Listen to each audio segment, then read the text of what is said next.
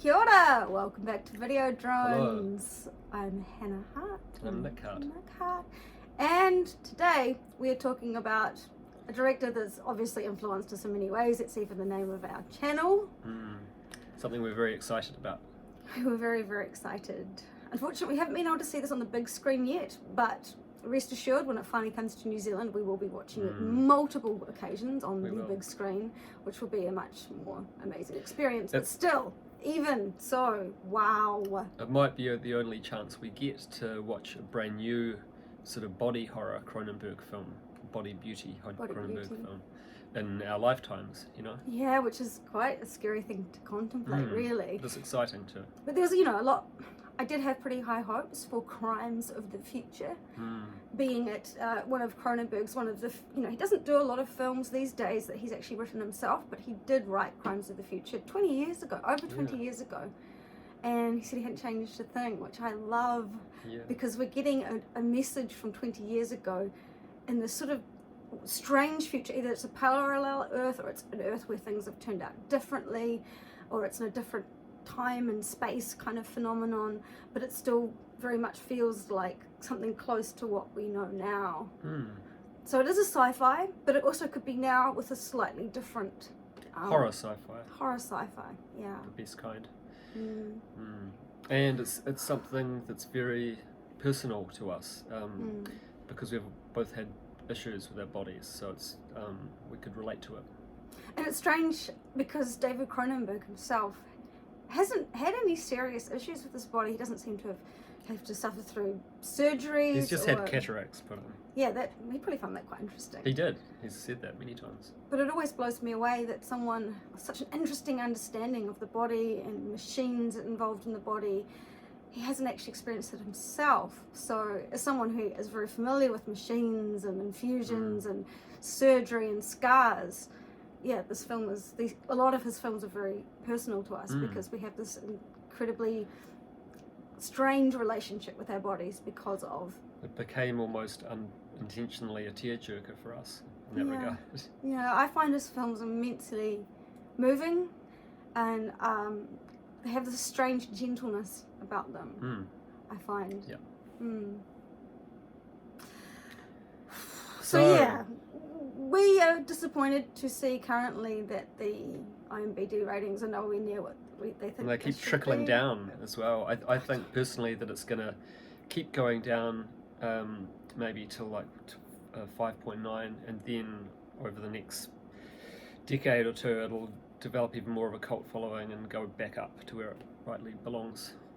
It really upsets me when amazing films like this don't get the well, the critical acclaim seems to be fairly good, but just the general public just don't seem to get it. No. And I don't think, I mean, if you don't get it, you're obviously not familiar at all with David Cronenberg, so you really shouldn't be making any judgments, because to us there was nothing strange or bizarre. In fact, it was very familiar for us, the imagery, and it was almost comforting because there's just so many elements of the other films. I mean, we love Dead Ringers, Existenz, Naked Lunch, Videodrome, and it has a lot of the elements that we've seen before in this. So it wasn't shocking and strange and disturbing and disgusting. It was actually very familiar territory.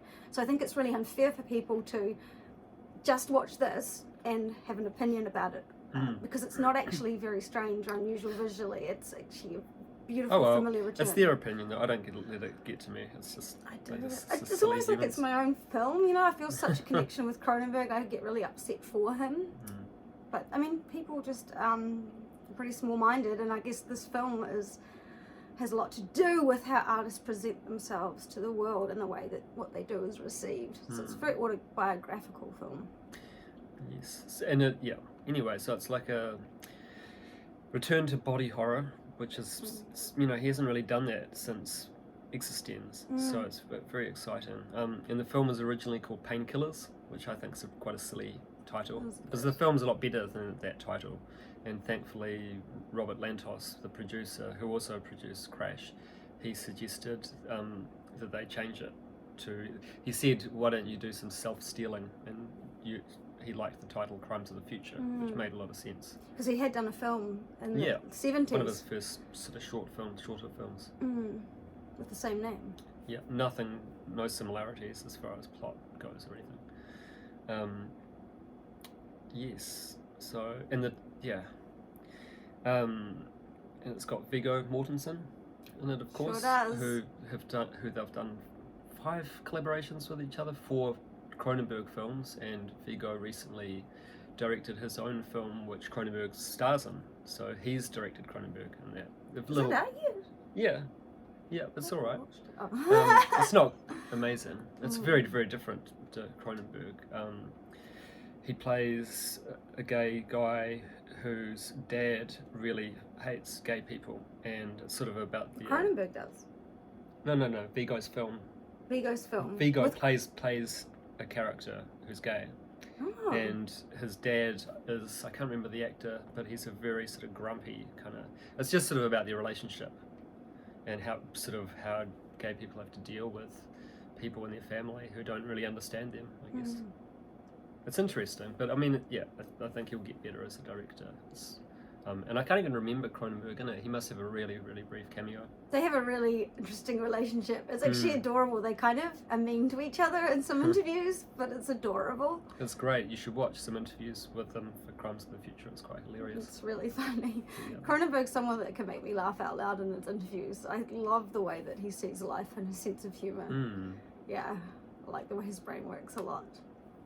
So they've done History of Violence, Eastern Promises, A Dangerous Method previously. And a lot of people have been hassling Viggo's ninja costume, as they say in this film. But it's really a performance artist suit that he's wearing. It is quite funny, but it's... I think it's very Japanese inspired, I suppose, but I don't really think ninja. I just thought he wanted to conceal himself when he's out and about. And he doesn't seem like he's very well. He's often sort of coughing. And it's a wonderful, this coughing is a constant reminder of the fact that his body is trying to kill him, not unlike my immune system is trying to kill me. It's a lovely physical, because it's very hard when you have, everyone looks at me and they think I'm totally fine, but if they saw my insides, they would be like, oh dear God, that is not okay. And so to show this sort of inner struggle with his body, this sort of coughing that he has, this discomfort he has in his throat, the discomfort he has with eating and sleeping, is a really good reminder of, like, even though he looks okay, something is going on inside of him that is not very good for his body. So I really like those sort of little touches. And there's even a scene where a couple of the characters that meet him and just kind of fall in love with him, sort of think he's, like the new Picasso of performance and producing these organs. They sort of do this little scoffing, coughing sound in their throats, which I've noticed that if you really love someone, you kind of want to emulate them in a way. So I wondered if that was like a little wee...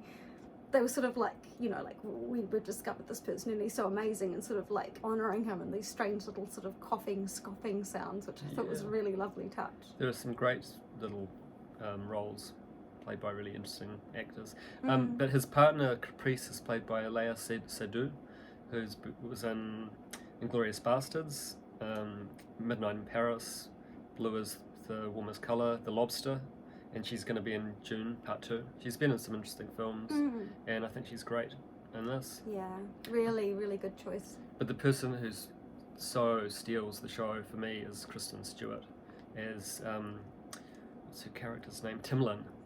The names, I'll probably say it a few times in this video, but the names that Cronenberg comes up with for his characters, I just love them. Like Router. Yeah. But that was 20 years ago.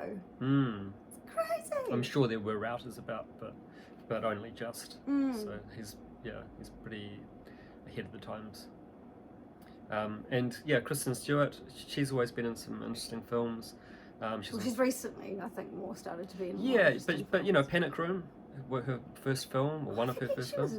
She was great in that. And Clouds of Sils Maria, which is slightly more recently, was maybe one of the first ones that she started taking more risks. And then Personal Shopper with the same director, Olivier Assayas, and then she was in J.T. Leroy, and Seberg, about Jean Seberg from Godard's Breathless, which we were just talking about last night, and Spencer, of course, which she's gotten quite a lot of press for, and rightly so, because it's a very good performance. And her upcoming film, Love Lies Bleeding, directed by Rose Glass, who did Saint Maud.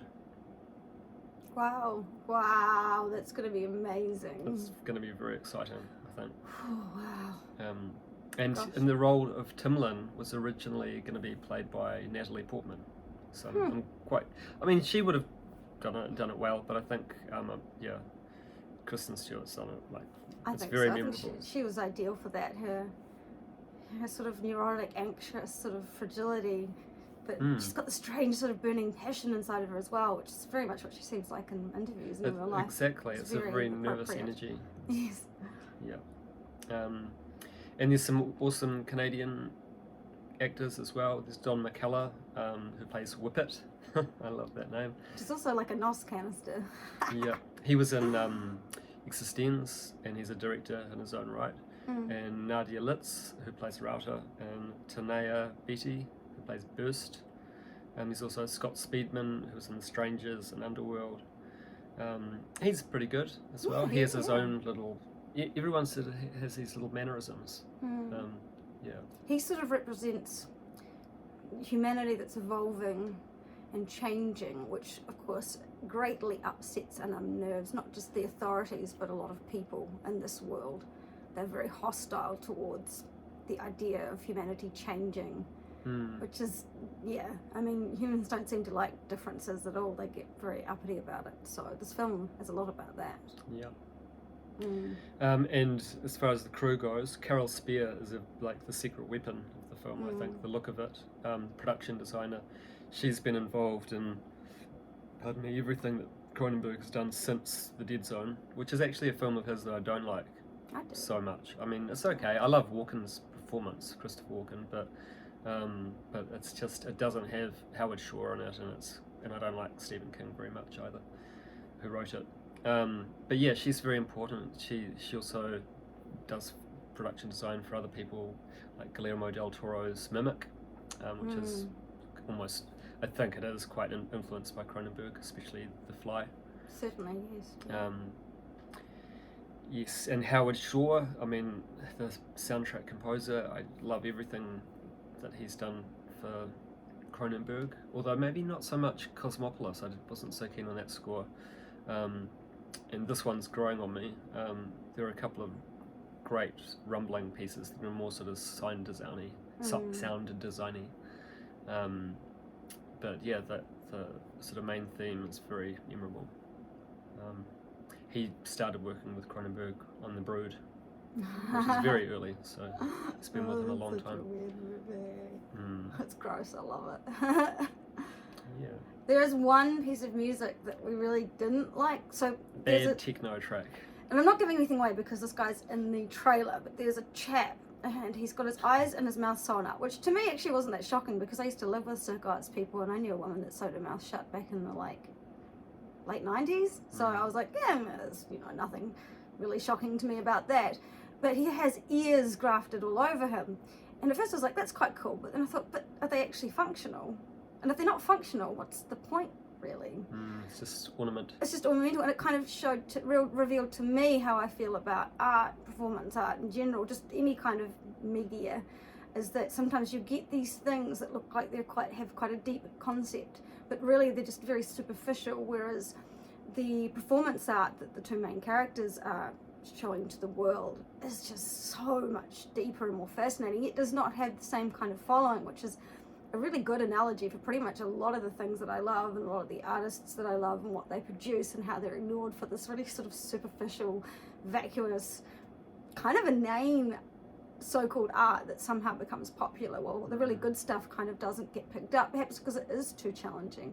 But the music in that scene with this guy with the useless ears all over him, we didn't like at all. We just sort of thought, what is this? And I wondered, if maybe that was intentional, or maybe Howard Shore just really doesn't get modern music. But we just thought, it was just very basic sort of techno. We thought that they should have used Su Sing. Su Sing would have been just like perfect. Su Sing is a Chinese. I think so. I'm pretty sure he's Chinese, not Taiwanese. Electronic artist, and he is just absolutely incredible. Like if you're looking for the sound of the future. He's got it, and he incorporates traditional instruments as well into the sound, which just it's just like this fusion of like this futuristic sound and this ancient sound, and he's just a master. So we were like, damn it, I wish that when looking for more modern music or more electronic music, that Howard Shore or whoever was in charge of the music just maybe just branched out a little bit more. But then again, the music was so good that maybe it wouldn't have fitted with this kind of like popular but not so great performance art. And while we're speaking of gripes, it's not so much a gripe, but the question, where is Peter Suschitzky, who he's been Cronenberg's cinematographer since Dead Ringers, and he, you know, has a big part of the look of Cronenberg's films, and it's the first film since then that he hasn't shot. He's not dead or anything, apparently, but it's I still like the look of it. I still thought it was great, but I just wonder where he is. They couldn't afford to shoot in Canada, which is weird, but that's just the way it is. And one of the places they could afford to shoot was Greece. So it's set in Greece, and apparently it was appallingly hot. 100 degrees Fahrenheit or something like that. That would have been difficult because a lot of these sets are kind of, they're quite open to the elements, and they've got any kind of air conditioning. But I mean, the look is so gorgeous. I mean, the very opening scene, you sort of see this rusted, huge cruise ship that's sort of fallen over. And that makes up, really immediately puts you into this sort of strange world. But like, I found like quite a similar feeling to It Follows, whereas you're not quite sure where or when. It's almost quite a dreamlike state. But I loved the background being quite kind of aging and... Well, Denise Cronenberg, I think, would have had a lot to do with that. But apparently they, apart from the exteriors, of course, they shot all of it in one warehouse. Wow. Yeah. It does have a warehousey kind of look about it. It does. Yeah. Which goes with the performance art sort of thing. Also, there's no Denise Cronenberg in this film, which is a bit sad. She passed away, and she's been a part of Cronenberg's films for so long, so that was really sad. But the production designer, having her on board, I mean, it would not have been the same without her, for sure. There's some really neat practical effects. There's a little CGI, which I could tell it was there, but I tried to ignore it. I mean, it would have been quite hard to do. I just don't think they can afford certain. It's very hard to do certain effects. Things, but there's a very crustacean-like, exoskeleton-y, fleshy kind of component to some of these. There's a pod that Viggo sleeps in, and then there's this chair that apparently helps him to eat, but it looks desperately uncomfortable, and it sort of moans and groans and sighs a bit like the bed, which is hanging from these sort of fleshy tendrils. And then there's this sarcophagus type pod, which is actually an autopsy machine, and that's almost like got a carapace, almost like Sark. Yes, Sark, got a great name. And it's got this sort of carapace, this crusty carapace over it, which reminds me of like sort of rock and metal and crustacean and insects, and it just, the look of it is very existence. It's very the tools and what is it called again? Sorry, Dead Ringers. There's these really creepy tools for use on gynecological tools for mutant women, and it looked very similar to that. So it was just really lovely to see those kind of creations again, because that's one of those things that I really associate with Cronenberg and really love about what he does. Yes, very, very cool. Do you want to talk about the story more, or is that? I don't want to give too much away. This is sort of saying that surgery is the new sex because people don't really feel pain, which is an interesting concept because I live with constant chronic pain. It's, excruciating. So the idea of humans not experiencing pain anymore is a really interesting concept to me. So people kind of enjoy and get off on sort of hurting themselves. But I mean, this isn't really a new concept either, because I mean, there's some dermal implants going on. Cronenberg must have been happening 20 years ago a little bit, but I mean, humanity is really into like modifying the body. And I mean, even there's this plastic surgery, and oh man, like I love kind of what it says about plastic surgery, because it's weird because people get plastic surgery and they all kind of look the same, and they all look really fake and mask-like, and they've got these big puffy lips and like very rigid faces, and to me it's really unattractive. So there's a little moment there where a character's had her face sort of modified to be less beautiful, and I honestly thought that was far more interesting and beautiful than the sort of plastic surgery I see going on. Is everyone looking the same? It's just not. I don't see how that's a good thing. So I like those sort of elements coming in, and this performance art about people are growing these new organs and they're not quite sure really what they're for. But then there's this sort of like like commune that is sort of encouraging the body to explore this way. So of course there's this whole department sort of trying to like crack down on it and keep an eye on it, and then there's other groups of people that are sort of embracing their new organs and find, you know, and saying, well, we're evolving and that's a good thing. So there's a lot about like accepting, like maybe your body does something that's unusual, but maybe looking at it in a different way. And I really loved all of that. And some people, there is a scene, I'm not really giving it away because I think it was in a lot of trailers and a lot of people have been talking about it, but there's a scene with an autopsy. And someone said like, oh, you know, it's got a young boy involved, and like I thought they were saying sex is the new surgery, but it's an autopsy, it's not a surgery. So I think that really says more about them than the actual scene. Personally, I didn't find anything. An autopsy, you're naked, you get cut open, that's what happens. I don't think there was anything more or less about it, and it's about exposing what was inside. I don't want to give any spoilers away because it was quite, yeah, it's not a predictable movie. But I definitely don't think it deserved any sort of repulsion or hate. I just think that people can be a bit squeamish about the body, which is funny. I mean, I always think like, how come people have never like sort of experimented with like cutting themselves, just not like deeply, not to hurt themselves. Well, some people do. But just to like see what it's like, or like, you know, or like just experiment with your body in some way, get a tattoo, get a piercing. Like, it's just weird how squeamish some people are about the body that they live in. Some of us don't have the luxury of being squeamish. Sometimes we just have, some of us just have like, okay, well, we've got all these doctors poking and probing and testing and stuff. Well, some people faint at the sight of blood, so I guess they can. So yeah, I don't know, if you're squeamish, don't watch this movie and don't try to rate it. Like, don't bring us down, man. So speaking of ratings, what would you give it? Easy 5 out of 5 hearts. Absolutely. I mean, Videodrome, Dead Ringers and Crash for me are like 10 out of 10 films. So I don't know, I've only seen it once so far, so I'd probably give it a 4.5 at this stage, but I'm sure it'll, you know, go up even more. So 9.5 out of 10 hearts. It's pretty good. I found the ending extremely moving and beautiful. I just think it's the culmination of so many threads, and I was not disappointed. I was totally engrossed, totally engaged. I loved that it didn't spell everything out, that they treated the audience like they weren't idiots and could kind of understand what was, or try to start to put together the mystery of what was occurring. So just so enjoyable. Just loved the experience of watching it very much.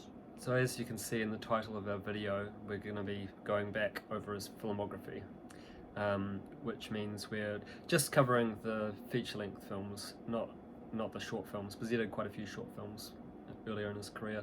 But I don't have that much to say about the first 3. Maybe you do, about Shivers.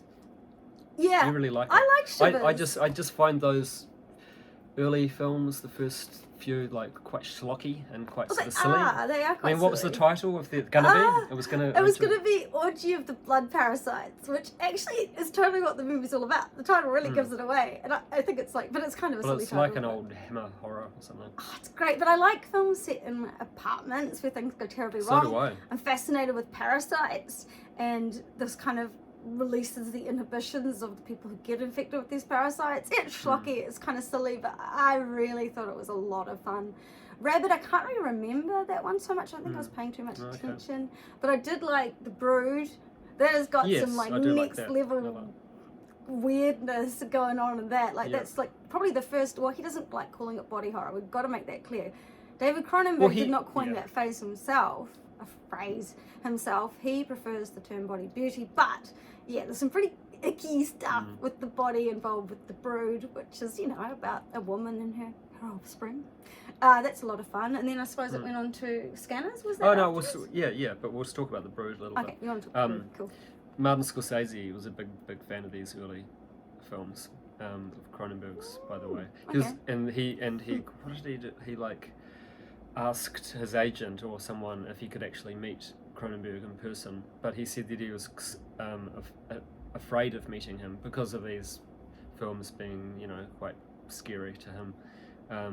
But then when they did finally meet, Cronenberg said, "What? You were afraid of meeting me? You're the person who directed Taxi Driver." Cute. Oh, it is such a good story. It is. But The Brood, so I mean, he did a film in between Rabbit and The Brood called Fast Company.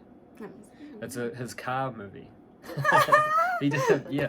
He directed a car movie. Cronenberg is a car enthusiast. He yeah. loves cars. Okay, I that mean, makes think of sense. Crash as well. Yeah.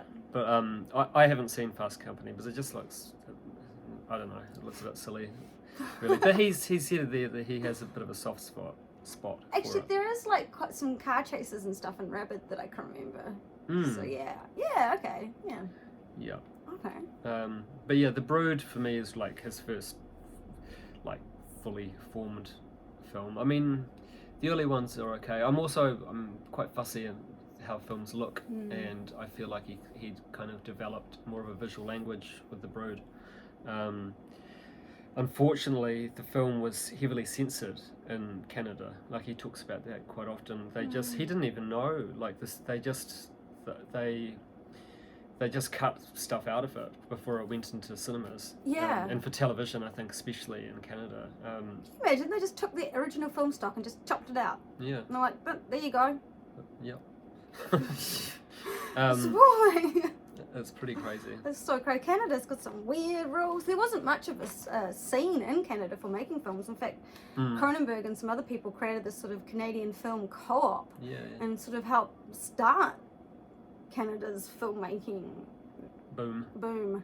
Yeah, he had to go to Hollywood to sort of beg for funding. And he said even when he did manage to get funding, it was not like he said it's not like they give you heaps and heaps of money and they just say go for it. It comes with so many conditions and the money's not that great. And he says it's just like he actually would laugh sometimes at the sort of things these producers and executives would say to him. He thought it was like just ridiculous, absolutely absurd. So yeah, he's had some trouble getting his films made, which is just can you imagine being someone like Cronenberg with the kind of following he has, with the kind of vision that he has, and struggling to get funding to make a movie? Like, what is wrong, man? What is wrong? He still had well, trouble he doesn't. funding. Yeah, he doesn't want to have to compromise in his vision, I think, and that's producers always want to stick their thing, like Dirty little fingers. yeah. There's some good They want producers. to get in the way. They want to have their say. They want to get their money's worth. They think they know what the public wants. Yeah. Yeah. So, and The Brood has some quite sort of cool little people in it. A brood of scary little monsters. It's a very Freudian film. In fact, Cronenberg was going through an awful custody battle with his ex-wife when he wrote the screenplay. Oh, so, okay. Yeah, because the mother in it is not portrayed very nicely. She's quite a selfish I think there's even beast of a thing. I think they even kill a child or something. Maybe. I mean, I can see why. Yeah, the real child is being threatened. Yeah, that makes a lot of sense. Yeah, the biological child, the father's biological child is sort of being threatened and pushed to the background for this new brood of children that the mother is creating.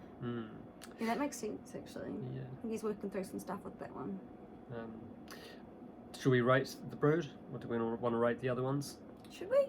It's kind of hard, I don't know, because I don't feel like I should give Rabbit one because I haven't really watched it properly. Well, no, we won't rate those ones. I don't think we should. I think Brood, that's really fair. The Brood, we saw that kind of recently. Yeah, I could give that like a 3 out of 5 hearts. I'd give it like a 2.5. Yeah, so it's like a sort of 5.5 hearts. It's got some really cool moments, but it's definitely not my favourite. Yeah, he was still gathering steam as a director, I think. Getting a bit better. And we should probably end this video.